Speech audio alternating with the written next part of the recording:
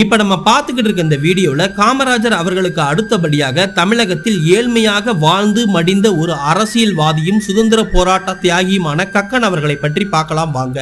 1909ஆம் ஆண்டு மதுரையில் பிறந்த கக்கன் அவர்கள் அப்போதே SSLC வரைக்கும் படிச்சிருக்காரு. சீர்திருத்த கல்யாணம் பண்ணிக்கொண்ட இவருக்கு மொத்தம் 6 பிள்ளைகள். தான் இறக்கும் பொழுது காலில் செருப்பு கூட இல்லாமல் மாற்று துணி கிடையாது.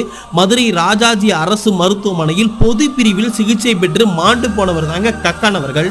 இத்தனைக்கும் 2 முறை தமிழகத்தில் அமைச்சராக இருந்திருக்காரு. தொடர்ந்து 10 ஆண்டுகள் சுதந்திரம் பெற்ற இந்தியாவில் முதல் பாராளுமன்ற உறுப்பினராகவும் பதவி ஏற்றிருக்காரு. சுதந்திர போராட்டத்தில் தன்னை ஈடுபடுத்தி கொண்டு சிறை சென்று அங்கு கொடுமையான பல தண்டனைகளை அனுபவித்திருக்காரு.